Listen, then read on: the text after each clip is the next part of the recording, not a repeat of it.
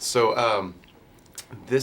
I understand this role kind of came about sort of last minute for you, right? Weren't you in the middle of filming something else, and they got the offer and all that, and you basically had to segue right to that. That's what. Yeah, I was doing another film in. It's just quite a small independent film in England called Outlaw, which is very much different from this. And you know, it was about 2 weeks before I. Within 2 weeks, I was in Austin, Texas. You know, playing John Ryder. Yeah. So that was quite a switch, you know. Yeah. And what do you think it is that drives Ryder, if that is his real name? You know, I won't give it Yeah, away. exactly. Yeah. I don't know. I mean, you know, that sounds a bit odd to say, considering I've played the part. But I mean, it is a.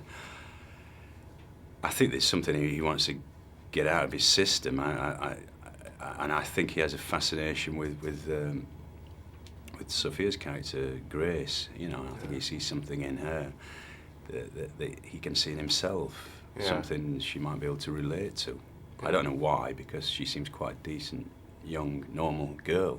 Right. But he seems to have this kind of fixation, and who knows what, I mean, you know, you see this kind of thing happening all over the place. People get fixations, and mass murderers and killers and stuff have fixations, and they don't, you know, and they research these things and they don't really find that there's no real motive or no sort of, you know, logic behind it. Yeah.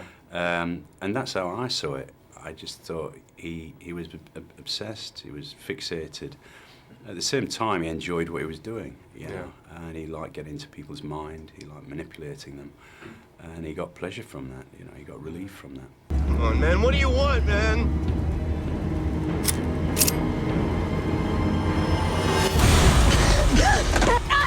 Now, what do you think it is that, I mean, did you come up with a backstory from him of like maybe where he came from or anything like that? I know that the motivation for why he kills is sort of elusive, and he's almost like an angel of death type character. Yeah. It's like he's just mythic pretty much from the moment you meet him. Yeah. But did you try to do any sort of backstory to you know? Not really. I mean, there was nothing to go on. I mean, I suppose I could have researched serial killers and books and stuff like that, but I just don't think there was anything there. I mean, and I quite enjoyed that. I didn't, you know, but I felt comfortable from day one when we first started filming that I'd got him, and I felt sort of comfortable with the character. I don't know why, but I just thought, well, he is, as you say, a kind of angel of death, a phantom.